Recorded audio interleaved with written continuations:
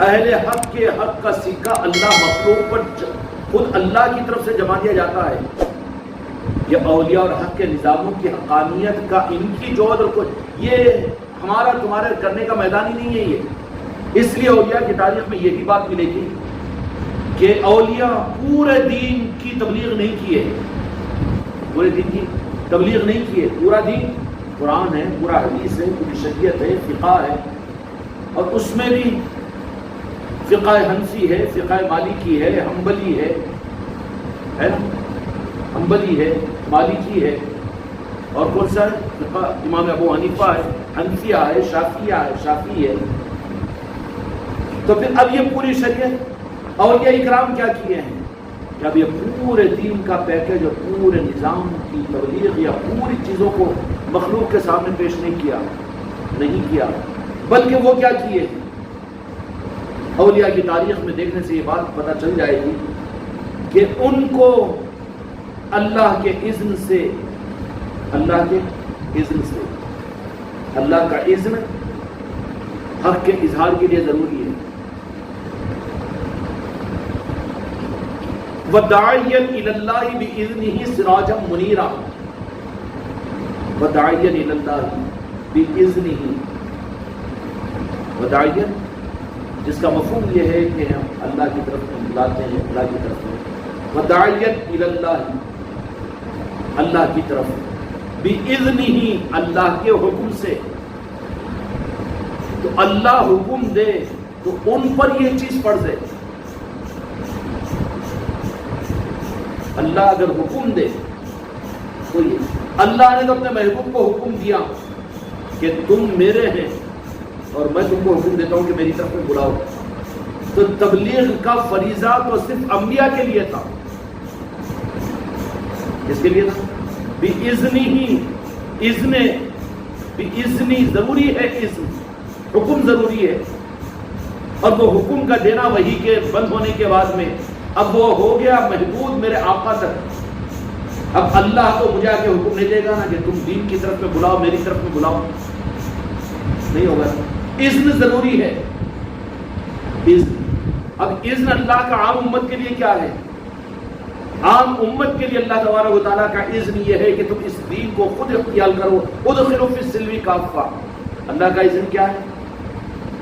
ہر مسلمان سے اس بات کا مطالبہ ہے کہ تم مومن بنو، اور مومنین سے مطالبہ ہے کہ تم پکے اور سچے پورے دین میں داخل ہو جاؤ. یہ اذن ربی ہے، اذن ربی ہے. اس معنی اس رخ کے اعتبار سے احتیاط کے ساتھ میں عرض کر رہا ہوں کہ پوری امت پر فریض تبلیغ فرض نہیں ہے کہ حق کی دعوت کے لیے اذن خدا ضروری ہے. امت کے اوپر، نبیوں پر یہ فرض تھا. راست اللہ نے حکم دیا تھا. کیا دیا تھا؟ راست اللہ تبارک و تعالیٰ نے دیا تھا. میرے آقا دو جہاں کے مالک حضرت محمد مصطفیٰ صلی اللہ علیہ وسلم کی حیات ظاہرہ کی خدا کی قسم آپ نبی بنائے گئے نہیں، عقیدہ برباد ہو جائے گا. آپ تو تھے، ہیں اور قیامت تک رہیں گے. کیا ہے؟ حبیب پاک ہے، خاتم الرسول ہے، امام الانبیاء ہے. نبی بنائے نہیں گئے، وہ تو تھے نبی. اس لیے کیا فرمایا کہ ہم نے آپ کو بھیجا ہے، بنائے نہیں. جو ایک ہے 40 سال کے بعد میں آپ کو نبوت ملی، نعوذ باللہ، یہ حالت کی بات ہے. وہ الٹا سبق پڑھا دیا پڑھانے والوں نے. اب کیا وہ نبی بھی تبلیغ کرتے تھے، ہم بھی تبلیغ کر رہے ہیں. اور کیا ہے کہ ٹھیک ہے تبلیغ کر رہے ہیں، ہم تبلیغ کر رہے ہیں تو نعوذ باللہ نبی تو نہیں ہے. انبیاء کرام علیہ السلام کی بھی تبلیغ کے لیے خدا نے شرط لگائی، اور بطور نمونے کے لیے سیاحت شریفہ میں اللہ نے فرمایا، اگر یہ رخ سمجھ میں آ جائے تو حقیقت سمجھ میں آئے گی. وَدَاعِيًا إِلَى اللَّهِ بِإِذْنِهِ. جب اللہ تعالیٰ میرے آقا کو ہمارے کم علمی کے مطابق ہمیں سمجھتے ہیں کہ تبلیغ اچھی چیز ہے نا، کرنا چاہیے نا، لوگوں کو حق کی طرف میں بلانا چاہیے نا، مگر یہ ٹھیکیداری تیری نہیں ہے نا. تجھے تو اللہ کا اذن کیا ہے، اللہ کا حکم کیا ہے. اللہ کا اذن، اللہ کا حکم تو یہ ہے کہ اگر تو مسلمان بنا ہے تو مومن بن. یا ایھا الذین آمنوا وآمنوا، مومن بن ایسا جیسے اللہ چاہتا ہے. اس کے بعد میں پھر پھر اب یہ فرمایا کہ میرے محبوب کی غلامی میں تو اتنا اپنے آپ کو ڈبا لے کہ تیرے آنکھوں کا دیکھنا میرے محبوب کی غلامی کا ظاہر کرے. ادخلوا فی السلم کافہ، کیا ہے یہ حکم ہے، یہ اذن ایمان والوں کو، یہ اذن ہے. اچھا اب تبلیغ امت کے اوپر کتنا بڑا فتویٰ لگے گا میرے اوپر اگر یہ بات وہاں کے حلقوں میں چلی جائے گی. تو تبلیغ امت کے اوپر فرض نہیں ہے، ورنہ اگر فرض ہے تو ساقط فرض یا منکر فرض کافر ہو جائے گا، اور ساقط فرض کا چھوڑنے والا جہنمی ہو جائے گا. تو نمازی پھر اب ان کے قول کے مطابق میں اگر تبلیغ نہ کرے تو پھر جہنم میں جائے گا. پھر عبادات اور شریعت کا سارا معاملہ بہت سوالات پیدا ہو جائیں گے. اس لیے اللہ نے اپنے محبوب کی امت کے لیے ان چیزوں کو ہلکا کرنے کے لیے وَدَاعِيًا إِلَى اللَّهِ بِإِذْنِهِ، جب انبیاء کی بعثت اللہ کی طرف بلانے کے لیے خدا نے کیا، میرے آقا اپنی حیات ظاہر کے 40 سال بلایا کسی کو، دیا دعوت کسی کو. راہ طریقت میں خانقاہ محمدی کا نظام الف یہاں کی اپنے قلب کی اصلاح اور یہاں کی ای بھی اپنی ذات کی اصلاح ہے. چکر میں نہیں پڑنا کہ ہم حق کو دے رہے ہیں دنیا کے اندر میں، دنیا کی اندھیروں کو ہم دور کر رہے ہیں اور ہماری وجہ سے دنیا کے اندر میں ہوگا نہیں. یہ تمہاری گمراہیت ہے، یہ بدعقیدگی ہے تمہاری. سمجھ آ رہی ہے؟ کنتم خیر امۃ اخرجت، یہ آیت کھینچ کر لائیں گے مجھے جواب دینے کے لیے. کنتم خیر امۃ اخرجت للناس تأمرون بالمعروف وتنہون عن المنکر وتؤمنون باللہ. بے شک یہ ہمارے ایمان اور عقیدہ ہے. مگر اس آیت میں ہے کیا؟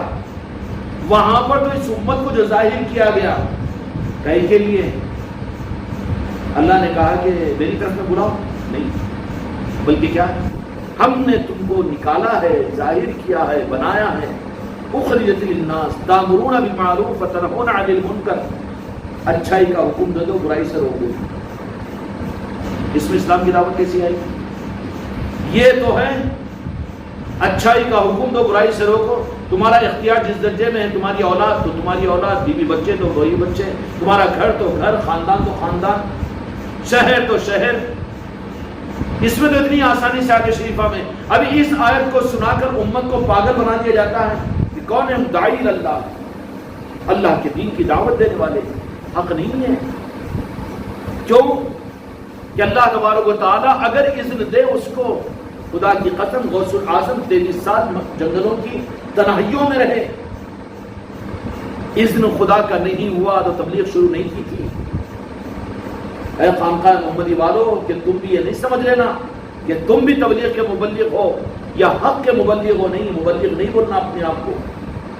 ہاں، اس میں ان کمالات پر پہنچنے کے بعد اگر اللہ کی طرف سے حکم آ جائے یا پھر دو جہاں کے مالک میرے آقا جب حکم دے دے یا پھر غوث و خواجہ اگر آ کر متعین فرما دے کہ تمہیں یہ کرنا ہے تو جتنے کا حکم دیے اسی کے حقدار ہے. تم پورے دین کی تبلیغ کے حقدار نہیں ہیں، اتنے کے حقدار ہیں.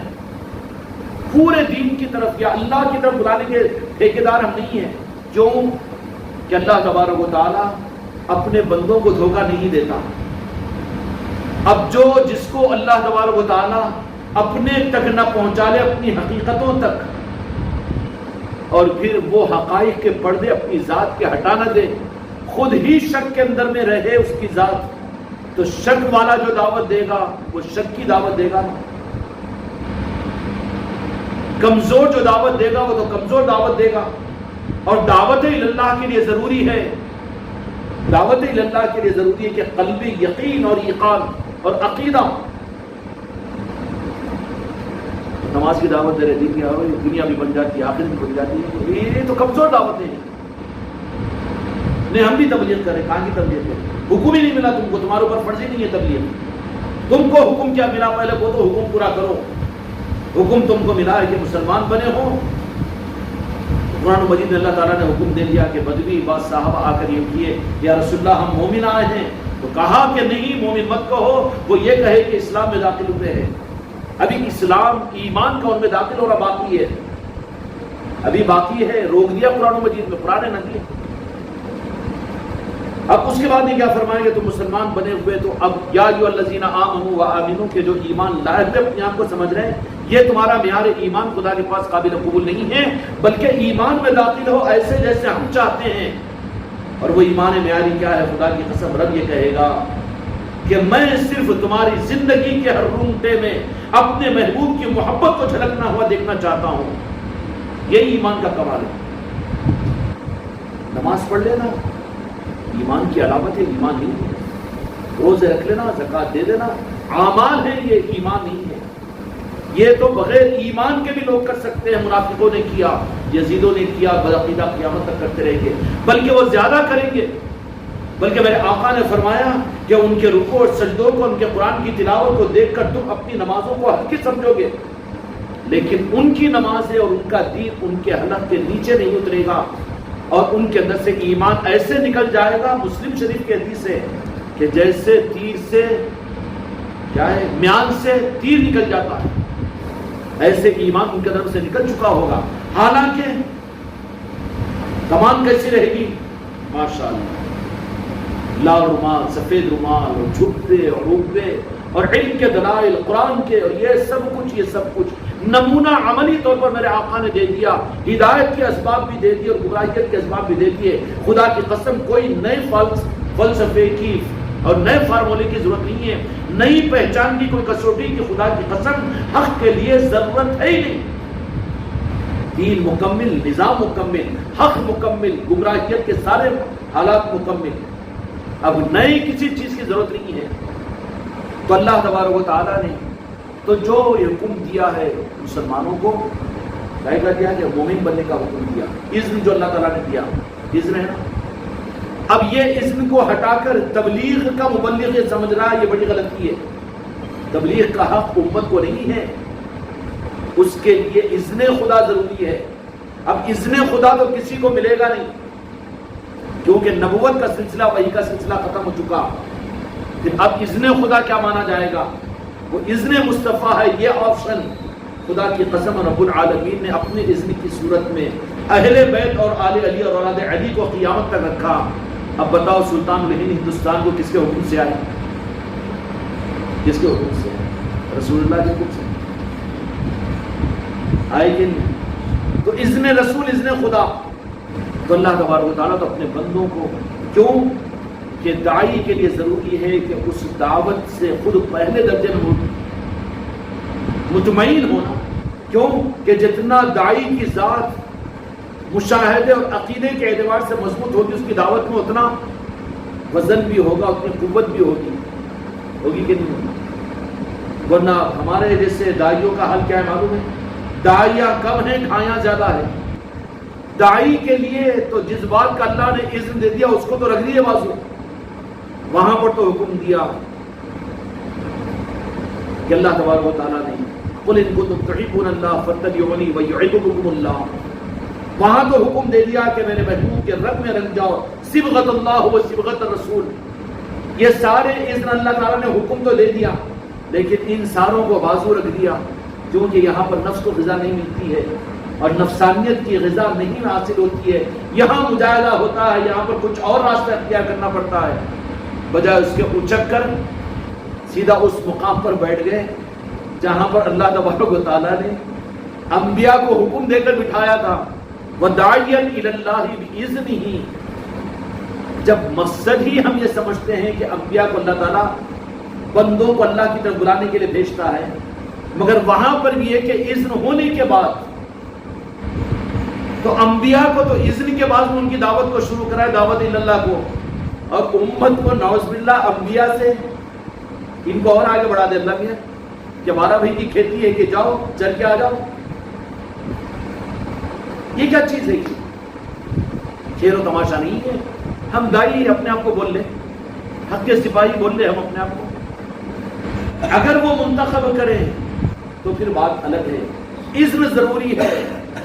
باریک نقطہ ہے، بہت عقیدے کی بات ہے یہ. آپ تو 40 سال تک میرے آقا نے اپنی حیات زہرا میں خدا کی قسم آپ کے اس دنیا میں تولد مبارک کے اوپر، مقدس کے اوپر، مطہر کے اوپر، جس لمحے آپ اس دنیا میں تشریف لائے ظاہری طور پر اسی لمحے سے دنیا کے کونے کونے ذرے ذرے میں نور پھیل رہا تھا. بت قدوں سے آواز لگ رہی تھی کہ حق آ چکا ہے، اب ہمارا زمانہ ختم ہو چکا ہے. ہو رہا تھا کہ نہیں ہو رہا تھا؟ لیکن 40 سال تک میرے آقا نے کسی کو اللہ کی طرف بلایا. تو پھر اب یہ شرابی کبابی تبلیغ کر لیں، مبلغ بن جائے اور کہہ لے کہ اللہ کا حکم ہے کہ اللہ کی طرف میں بلائے لوگوں کو.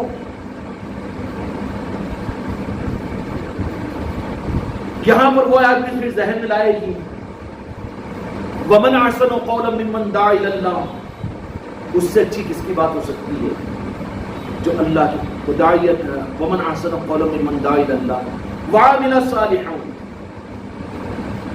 درمیان میں رکھا وَعَمِلَ صَالِحًا کہ وہ نیک اور اچھے اعمال میرے آقا کی غلامی کرے. وَعَمِلَ صَالِحًا وقالا پہچان بتائی اللہ کے منتخب کیے ہوئے جن کو اللہ نے اپنی ذات کی طرف بلانے کی ذمہ داری دیتا ہے. خدا کی قسم یہ اولیاء کا مقام ہے. وَمَنْ أَحْسَنُ قَوْلًا مِّمَّنْ دَعَا إِلَى اللَّهِ وَعَمِلَ صَالِحًا، اور اس کا پہچان کیا بتا دی؟ وَقَالَ إِنَّنِي مِنَ الْمُسْلِمِينَ، اور یوں کہے کہ میں بھی عام مسلمانوں میں سے ایک مسلمان ہوں. کتنا نچوڑ کر رکھ دیا. اب جرات ہو سکے کسی کی کہ میں بھی تو دعوت دینے والا ہوں، اللہ کی طرف بلانے والا ہوں، میں بھی تو مبلغ ہوں، میں بھی تبلیغ کر رہا ہوں؟ نہیں نا.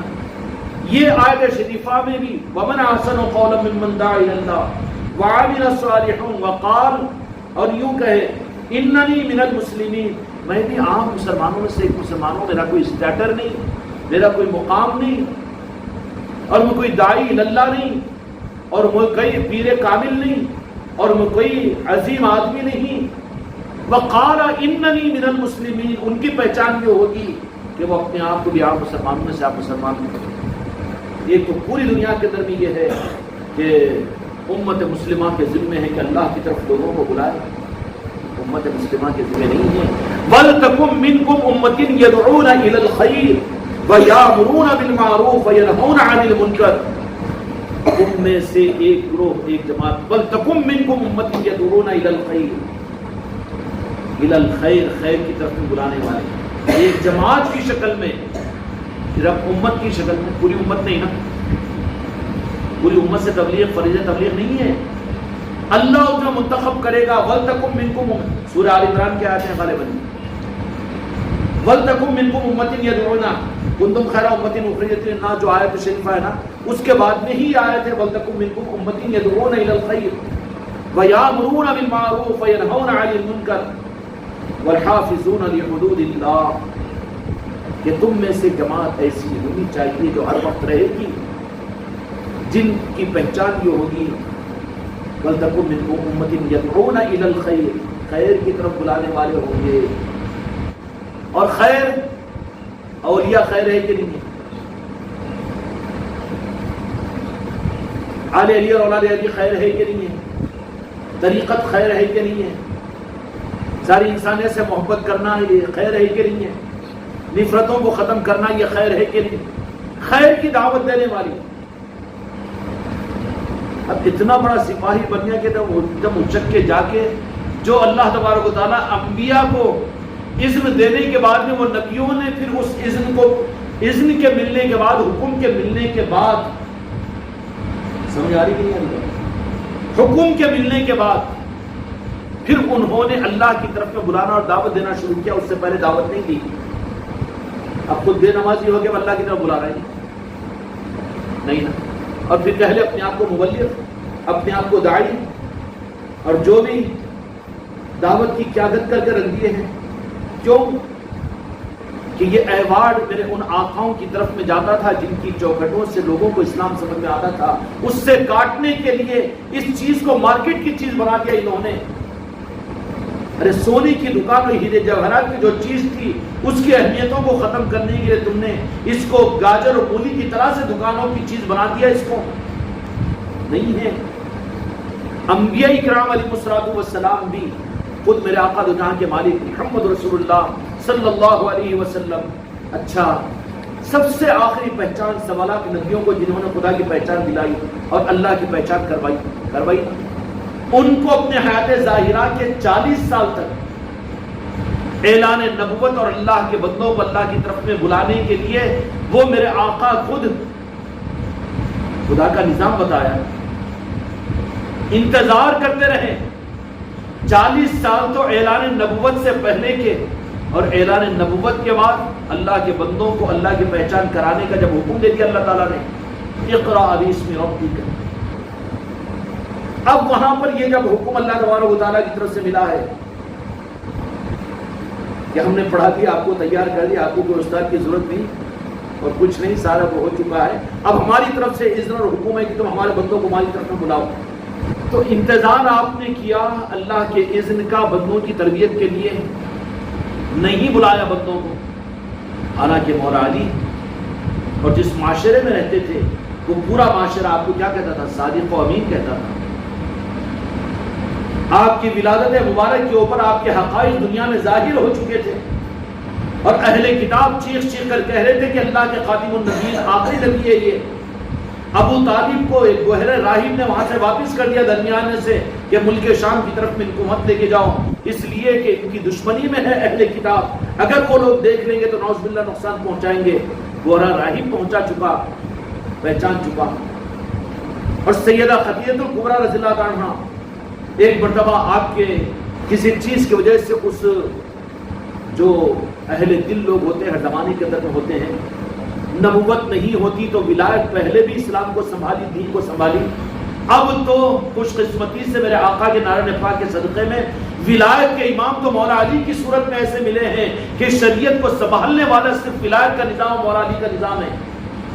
ہاں شریعت سے سنبھلے گی، طریقہ نہیں، شریعت طریقت شریعت کو سنبھالے گی. شریعت کو سنبھالنے والی چیز طریقت ہے، اور اہل طریقت ہے جو شریعت کو سنبھالیں گے. شریعت کو شریعت کے حوالے نہیں کیا جائے گا.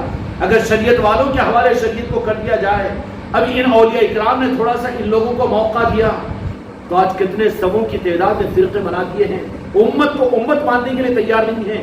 یہ تو کاٹ کر دکانیں لگا دیں گے. پھر علی کے سپاہی کوئی آتے ہیں اور پھر وقت آتا ہے ان کی طرف سے کوئی پیدا ہوتے ہیں وقت کے مجددین اور وقت کے غوث و خواجہ کی صورت میں، تو پھر وہ کیا کرتے ہیں؟ ساری دیواروں کو ہٹا دیتے ہیں، پھر امت کو امت بنا دیتے ہیں. آل علی اور اولاد علی کا کام نئی مسلک و جماعتوں کے بنانے کا کام نہیں ہوتا. اس لیے اولیاء نے کوئی مسلک اور کوئی جماعت نہیں بنائی، بلکہ وہ صرف امت بنائی تھی. امت تو قیامت کے میدان میں میرے آقا کہیں گے، اور کس کو کہیں گے؟ نمازی پرہیزگار. وہ تو تیرے عملوں کے بدلے میں اللہ تعالیٰ تو اس کو بدلا دے رہا. پھر آپ کس کی شفاعت کریں گے؟ میرے محبوب. معراج میں گفتگو بھی میرے آقا کی، تو کہا کہ میں تو اپنی گناہگار امت کی شفاعت کروں گا. مجھے حق میری امت کی گناہگاروں کی شفاعت کا کیا جائے. کہا کہ میرے محبوب آپ کو ادا کر دیا جائے گا. وہ کتنے خوش نصیب گناہگار ہوں گے بے اعتبار ان لوگوں کے جو دنیا کے اندر میں امت کو اٹکائے ہوئے ہوں گے. کیا حشر ہوگا اس وقت میں، خون کیا اثر ہونا پڑے گا. اس لیے امت کو امت بناؤ.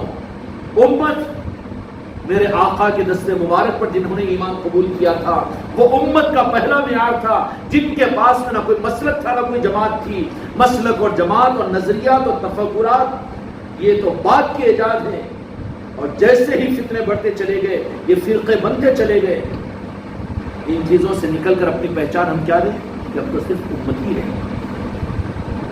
یہ مسلک و جماعت اس کو اس طرف میں مت لے کر آئیے.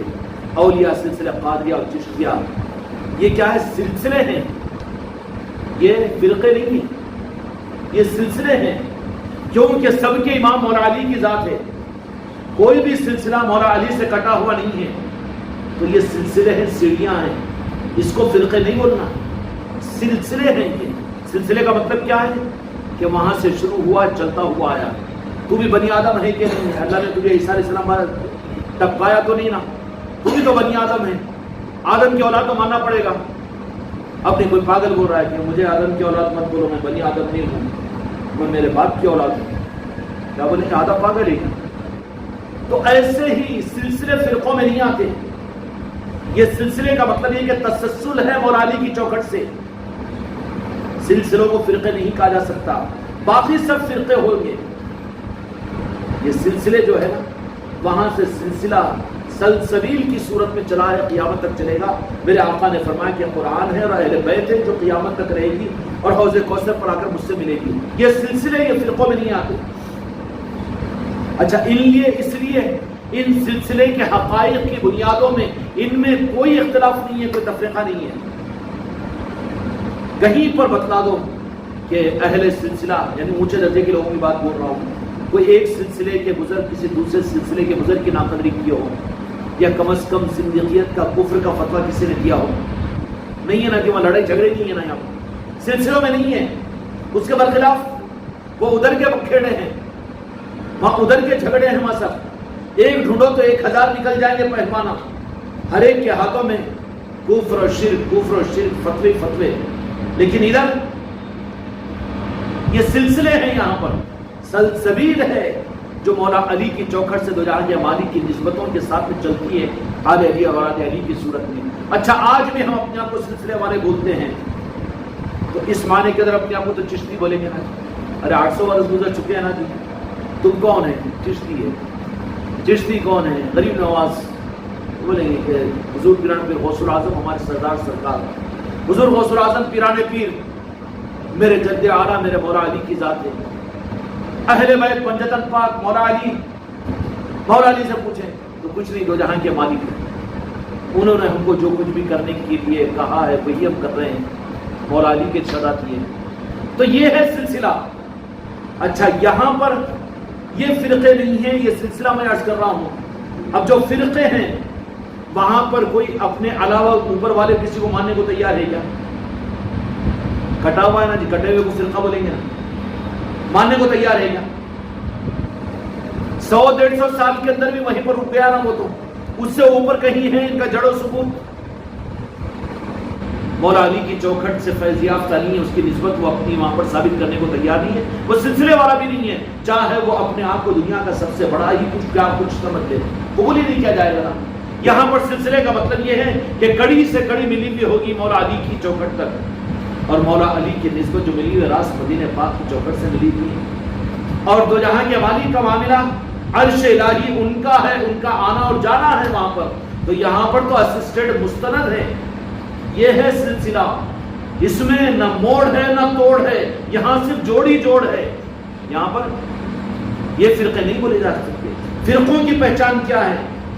اگر فرقوں کی پہچان، اگر ان کا لنک ڈاکومنٹ نکالو تو 50-60 سال 70 سال، اگر کوئی پیر بھی اپنے زیادہ بھرم کے اندر میں 10-20 ہزار روپے مریدوں کو جمع 10-20 ہزار مریدوں کو جمع کر لیا، انہیں بھی اپنا کوئی، تو پھر انہیں اپنے کچھ بولنا شروع کر دے گا، سلسلوں کو بھلا دے گا، سلسلوں کو بھلا دے گا، غوث و خواجہ کو یاد نہیں کرے گا، تاج الاولیاء کو یاد نہیں کرے، سمیع پاک کو، کیونکہ شرم آئے گی اس کو، انہیں تو کٹ گیا ہے وہاں پر۔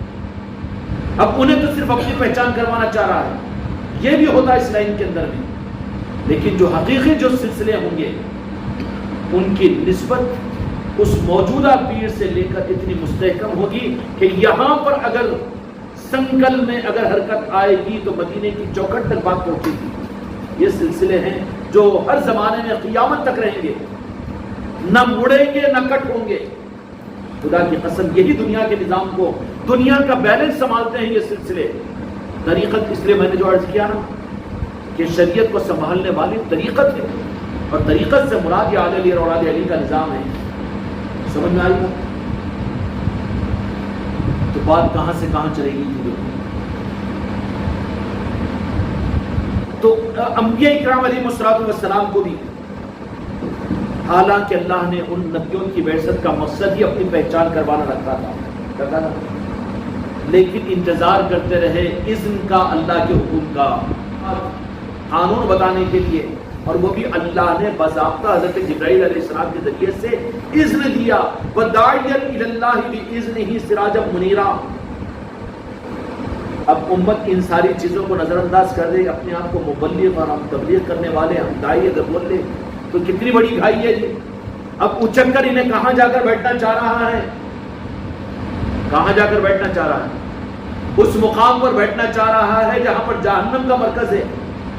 فرقے بنائے گا یہ، اس کے بجائے ان کی پہچان جن کو اللہ تبارک و تعالیٰ اذن دیتا ہے، ان کی پہچان کیا ہوگی؟ ان کی پہچان یہ ہوگی کہ وہ حکم پر کریں گے اور جتنا اللہ ان کو حکم دے گا اتنا ہی کرے گا، اور اللہ راست ان کو چونکہ وحی نہیں آئے گی۔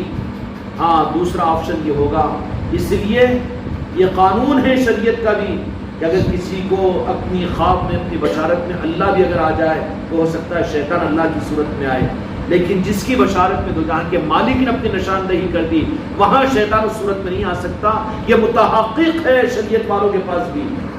تو اذن خدا، اذن مصطفیٰ، اذن خدا، اذن مصطفیٰ، اذن مصطفیٰ، یہ آپشن قیامت تک رہے گا۔ انہی کو حق ہے تبلیغ کا، انہی کے ذمہ فرض ہے تبلیغ، جن کو اذن مصطفیٰ ہو، اور اولیاء کو اذن مصطفیٰ ہوتا ہے کہ تم کو یہ کرنا ہے۔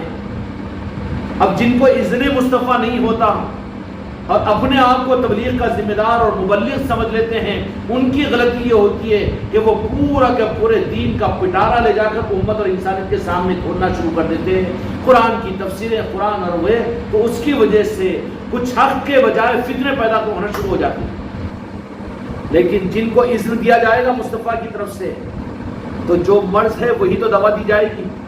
اب 15ویں صدی کے اندر میں اس وقت میں امت کے لیے اور انسانیت کے لیے ان کا مرض وہ مرض نہیں ہے جو 1500 برس پہلے تھا یا 800 برس پہلے تھا، وہ مرض ہے کہ آج امت میں وہ مرض نہیں ہے نا۔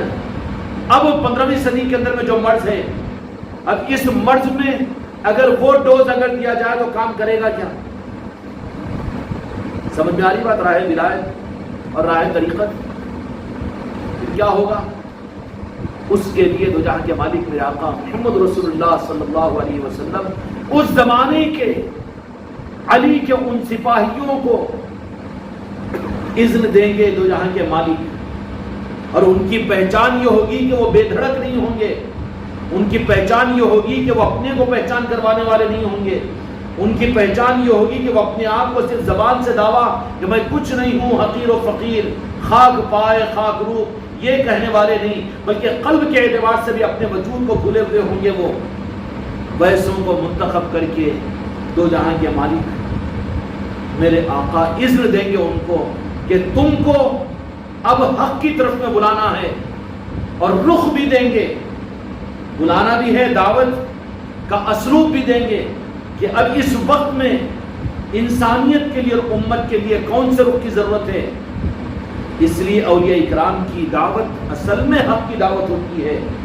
اذن رسول، اذن خدا، باذن ہی سراج منیرا، اذن کے بغیر دعوت نہیں ہے، فرضیت نہیں ہے، تبلیغ نہیں ہے، اذن ملنا ضروری ہوتا ہے، اور اذن ہر زمانے کے اعتبار سے الگ الگ بدلا ہوا ہوتا ہے، اذن بدلا ہوا ہوتا ہے۔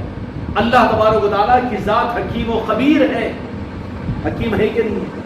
حکیم وہ ہے کہ ایک ہی نسخہ ہر مریض کو دے دے، نہیں، بلکہ حکیم و خبیر ہونے کی حیثیت سے وہ اس ملک کے اعتبار سے، اس قوم کے اعتبار سے، اس زمانے کے اعتبار سے اللہ تبارک و تعالیٰ اپنے محبوب کی منشا کے ذریعے سے، تو ہو سکتا ہے کہ میرے آقا خود اپنے اس سپاہی کو اذن دے کہ یہ کرو تم، اور اذن جو اس زمانے کے اندر یہ دے جائے گا ایک ہی اذن نہیں ہوگا، ایک ہی طرح کا ایک ہی لیول نہیں ہوگا، بلکہ اس زمانے، ذرا بات گہری اور اس سمجھ میں تو آ رہی ہے نا، اذن جو ہوگا اس زمانے کے اعتبار سے جتنا اذن ملا ہوا ہوگا وہ اسی کا پابند ہوگا، اس کے علاوہ تو پروف ہو جائے گا، سنے گا ہی نہیں وہ۔ تو دو جہاں کے مالک رب کے حکم اور مرضی پر مولا علی کو اپنی امت اور اپنے دین کا ذمہ دار بنایا، اور اس دین کو سنبھالنے کے لیے شریعت کے ایک نظام، شریعت کے ایک نظام کو سنبھالنے، دین کیا ہے؟ شریعت ہے نا، شریعت کو سنبھالنے کے لیے، کیوں کہ مولا علی کو طریقت بھی سنبھالنا ہے، امت کو بھی سنبھالنا ہے، دین کو بھی سنبھالنا ہے، ساری ذمہ داریوں کے لیے۔ بھئی زیادہ ذمہ داریاں پڑ گئی تو پھر تقسیم کریں گے نا ذمہ داری، تم یہ سنبھالو گے، اور وہاں پر کیا چیز ہوگی کہ جن کا ہے ان کا اذن ضروری ہوگا، دین کو سنبھالنا، روحانیت کو سنبھالنا۔ اور مولا علی کے ذمے دو جہاں کے مالک نے صرف اس زمانے کے صرف 30 سالہ خلافت کا مسئلہ نہیں رکھا تھا، بلکہ قیامت تک کے دین کے سنبھالنے کی ذمہ داری کس کے ذمے؟ مولا علی کی، اور شریعت کے سنبھالنے کی ذمہ داری مولا علی کی۔ نمونے بھی تو دینا تھا نا شریعت والوں کو، شریعت کے، تو شریعت والوں کو نمونہ دینے کے لیے اگر مولا علی پہلے اگر آ جاتے تو کہتے تھے کہ وہ تو مولا علی ہے اور طریقت کے امام ہیں، اس لیے شریعت والوں کو شریعت کے ان خلافتوں پہ رکھ کر شریعت والوں کو اصول دیے اور شریعت کا نظام سنبھلے گا، اور کہا جائے گا جمعہ کے خطبوں کے درمیان خلفائے راشدین کے نام لیے جاتے ہیں، کیوں کہ اہل شریعت کم از کم ان شریعت والوں کو اپنا امام مان کر، کو خلیفہ مان کر ان کی تو تابعداری کرو۔ اب جن کے ذمے قیامت تک کی امت کو اور شریعت کو سنبھالنے کی ذمہ داری مولا علی کے حوالے کی گئی، اس اعتبار سے دونوں کو سنبھال کر امت کے سامنے کچھ مسائل پیدا ہو سکتے تھے، کیوں کہ قرآن کے 30 پارے امت کے سامنے ہیں، میرے آقا کی شریعت کے نظام ہیں، اور میرے آقا کی شریعت کے نظام ہیں، اور میرے آقا کی رحمت العالمین کی رحمت کے وہ نظام سارے ہیں کہ منافقین کا باپ بھی مرتا ہے تو آقا آگے بڑھ کر نماز پڑھانے کے لیے آگے بڑھتے ہیں۔ یہ ساری احتیاطیں میرے آقا کے ساتھ میں ہیں، اور مولا علی کو دین کے سنبھالنے کے لیے، مولا علی کو تو ہم ختم رسول نعوذ باللہ نہیں مانیں گے، نبی تو نہیں مانیں گے نا، اولیاء کے امام ہیں، دین کی ذمہ داری ہے۔ جب میرے آقا نے یہ ذمہ داری دے دی تب ان پر یہ اصرار کرنا کہ تم بھی شریعت کی خلافت میں تم خود آ جانا۔ شریعت کی خلافت تو ایک رخ تھا، اصل ذمہ داری تو پوری شریعت کی، پوری امت کی مولا علی کے ذمہ تھی، اور صرف مخصوص زمانے میں نہیں، خلفائے راشدین کا زمانہ 29 سال کا تھا نا جی، لیکن میرے مولا علی کا نظام اور آپ کی ذمہ داری تو قیامت تک تھی۔ جن کے نظروں میں یہ سارا نظام قیامت تک کا لیے ہے، وہ جانے نہ دین کو کیسا سنبھالنا ہے، اس اعتبار سے وہ ان کا انتظام ہے۔ اب وہاں پر لے آ کر تھوپیں کہ عمر فاروق نے زیادتی کی، حضرت عمر فاروق رضی اللہ عنہ خلیفہ بن گئے، عثمان غنی نے نہیں، بلکہ ہم یہ کہیں گے کہ اللہ نے اپنے محبوب کے ذریعے سے مولا علی کو قیامت تک کے لیے امت کو دیا، شریعت کو دیا، سنبھالنے کی ذمہ داری دی، اور سنبھالنے کی ذمہ داری میرے مولا علی کی ہے۔ دین مصطفیٰ کا ہے، لیکن سنبھالنے والی ذات خدا کی قسم مولا علی کی ہے۔ سنبھالنے والے کون ہیں؟ مولا علی کی ہے۔ اب سنبھالنا کیسے ہے اس کے لیے وہ جانے نا، جو اس مقام پر رہتے ہیں انہی کو تو وہ ذمہ داری دی جاتی ہے، انہی کو تو وہ ذمہ داری دی جاتی ہے۔ جو شریعت کے ایک روح کی خلافت کو سنبھالنے کا مسئلہ، تو پھر مولا علی کی خلافت کو اللہ نے مصطفیٰ کے ذریعے سے راست دلا دی تھی، من کنت مولا فہذا علی مولا۔ خلافت نہیں ہے، خلافت نہیں، میں اپنی امت کو آپ کے حوالے کرتا ہوں مولا، امت کو مولا کے حوالے کیا، خلفائے راشدین کو رسول اللہ نے امت کے حوالے کیا، لیکن مولا علی کی شان یہ ہے کہ امت کو مولا کے حوالے کر دیا کہ جن جن کا مولا میں ہوں مولا تم ان کے مولا ہو، سنبھالو۔ مولا کا مطلب سنبھالنے والے۔ اب اس میں بھی ترجمانیاں، اب یہاں پر مستند غوث و خواجہ کی مولا کی تشریحات کے بجائے بد عقیدوں کی کتابوں سے اگر لے کر ہم بھی ترجمانیاں کرنا شروع کر دیں، نہیں بولے وہ مولا کے معنی خالی دوست کے ہے، رہبر کے ہے، اس درجے میں نہیں، مولا کل ہے، من کنت مولا ہو۔ اور کیسے کل ہے؟ ہائے ہائے خدا کی قسم، زندگی اگر اس میں گزر جائے تو کم ہے، مولا کی شان اور عظمت میں گزر جائے تو خدا کی قسم یہی نعت ہے، یہی حمد ہے۔ کیسے من کنت مولا ہو، ان حدیث پر بھی تو غور کرے، گمراہیتوں سے بچیں۔ ذات مصطفیٰ پر کوئی حرف نہیں لائے گا، وہاں سے بچنے کے لیے، اپنے آپ کو بچانے کے لیے مولا کی ذات سے کٹے گا، اور جو مولا کی ذات سے کٹ جائے گا دین سے بھی بہت نازک مسئلہ ہو جائے گا اس کے لیے۔ من کنت مولا، من عربی میں صیغہ من کا ماضی کی طرف اشارہ کرتا ہے، کیا بولتے ہیں اس کو، ماضی کو پاسٹ، اس کی طرف اشارہ کرتا ہے۔